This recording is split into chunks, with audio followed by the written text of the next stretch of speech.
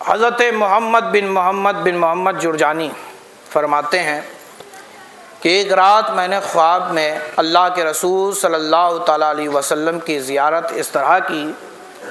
کہ اللہ کے رسول صلی اللہ تعالیٰ علیہ وسلم اپنے اصحاب کے ساتھ کسی مقام پر کسی کا انتظار کر رہے ہیں۔ میں رسول اللہ صلی اللہ تعالیٰ علیہ وسلم کے قریب گیا،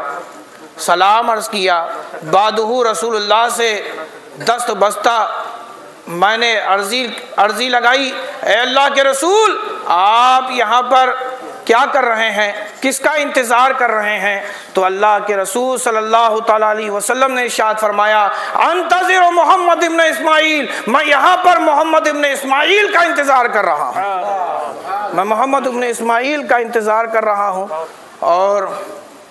انہوں نے فرمایا کہ جب مجھے امام بخاری رضی اللہ تعالیٰ عنہ کی وفات کی خبر ملی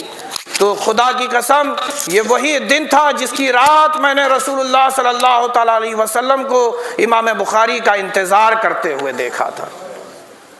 اور آپ کی تدفین ہوئی۔ حضرت ابن حجر عسقلانی فرماتے ہیں وہ کہ آپ کی مٹی سے خوشبو آتی، آپ کی قبر کی مٹی سے خوشبو آنے لگی تو دور و نزدیک سے لوگ اس قبر کی مٹی کو لینے آنے لگے۔ لیکن امام ابن حجر عسقلانی نے فرمایا کہ جو اس مٹی کو اپنے جسم سے لگا لیتا خدا اس کے جسم میں بھی وہ خوشبو پیدا کر دیتا، خدا اس کے جسم میں بھی وہ خوشبو پیدا کر دیتا۔ امام ابن حجر یہ بھی فرماتے ہیں کہ اگر ابرص کا مریض اس مٹی کو اپنے اس مرض کی جگہ پہ لگا لے تو فرماتے ہیں کہ اللہ تبارک و تعالیٰ فوری شفا اسے عطا فرما دیتا ہے، فوری شفا عطا فرما دیتا ہے، فوری شفا عطا فرما دیتا ہے۔ اور ابن حجر عسقلانی فرماتے ہیں کہ امام بخاری رضی اللہ تعالی عنہ کی یہ کتاب کیوں نہ مقبول ہو، کیوں نہ مقبول عام ہو، مرجع خلائق ہو، کیونکہ امام بخاری رضی اللہ تعالیٰ عنہ خود مرجع خلائق تھے اور مستجاب الدعوات تھے۔ جو خود امام بخاری رضی اللہ تعالیٰ عنہ نے فرمایا کہ جو میری یہ کتاب پڑھے گا اللہ تبارک و تعالیٰ اسے نور علم عطا فرمائے گا، اسے نور علم عطا فرمائے گا۔ امام ابن حجر عسقلانی فرماتے ہیں کہ جو اس محفل میں آئے گا اور دعا کرے گا اور جو دعا کرے گا اللہ کی بارگاہ میں وہ قبول ہو گئی، اللہ کی بارگاہ میں وہ قبول ہوگی۔ اور فرمایا یہاں تک کہ اگر مشکل میں ہے تو اس کی مشکلیں دور ہو جائیں گی، اس کی مشکلیں دور ہو جائیں گی، اگر کوئی ضرورت مند ہے تو اس کی ضرورتیں پوری ہو جائیں گی۔ بہرحال کہنا یہی ہے کہ امام بخاری رضی اللہ تعالیٰ عنہ کی یہ کتاب بھی بڑی مقبول ہے، اسی طرح جیسے امام بخاری رضی اللہ تعالیٰ عنہ بڑے مقبول ہیں۔ اور میں ایک اشارہ کروں، ایک بات رہ گئی، ایک سوال ہے کہ آخر کس وجہ سے امام بخاری رضی اللہ تعالیٰ عنہ کی قبر کی مٹی سے خوشبو آتی تھی؟ یہ سوال آپ کے ذہن میں آئے گا کہ آخر کیا وجہ ہے کہ امام بخاری رضی اللہ تعالیٰ عنہ کی قبر کی مٹی سے خوشبو آئے، کیا وجہ ہے؟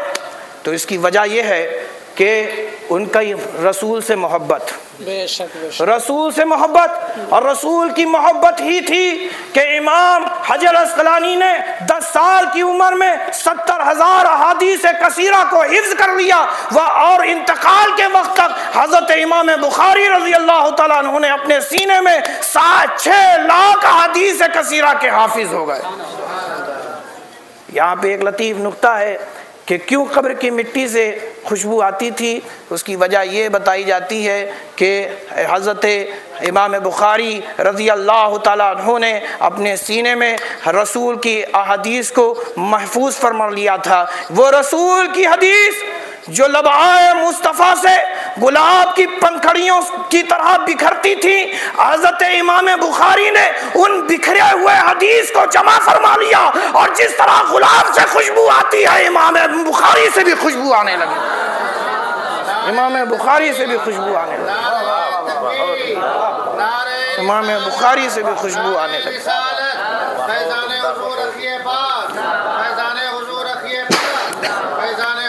اشرف الاولیاء فیضان حضور تاج الاولیاء شہزادہ حضور پانی پلا ختم بخاری شریف ختم بخاری شریف نعرہ تکبیر نعرہ رسالت ماشاءاللہ سبحان اللہ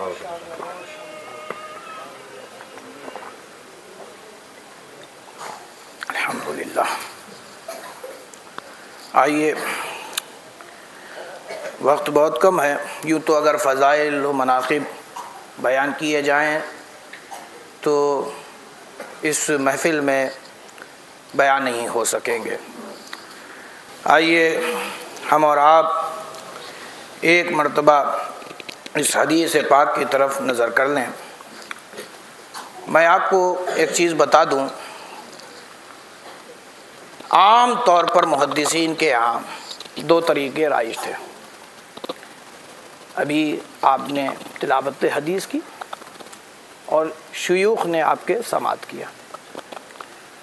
ٹھیک ہے، پھر شیخ آپ کو درسگاہ میں پڑھاتے رہے۔ تو محدثین کے یہاں دو طریقے رائج ہیں، وہ کیا ہیں؟ قراءۃ الشیخ، اس کا مطلب یہ ہوتا ہے کہ شیخ تلاوت حدیث کرے اور طلبہ اسے سماعت کریں، اور قراءۃ علی الشیخ کا مطلب یہ ہوتا ہے کہ طلبہ میں سے کوئی ایک تلاوت حدیث کرے، شیخ اسے سماعت کریں، وبعدہ اجازت روایت حدیث دے دیں۔ تو آئیے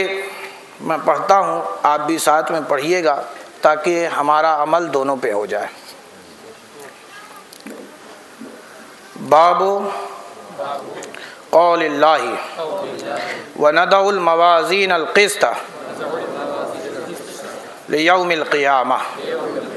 وأن أعمال بني آدم وقولهم يوزن وقال مجاہد القسطاس العدل بالرومیہ ويقال القسط مصدر المقسط وهو العادل وأما القاسط فهو الجائر۔ حدثنا احمد بن اشکاب قال حدثنا محمد بن فضیل عن عمارة بن القعقاع عن ابی زرعہ عن ابی ہریرہ رضی اللہ تعالی عنہ قال قال النبی صلی اللہ علیہ وسلم کلمتان حبیبتان الی الرحمن خفیفتان علی اللسان ثقیلتان فی المیزان سبحان اللہ وبحمدہ سبحان اللہ العظیم۔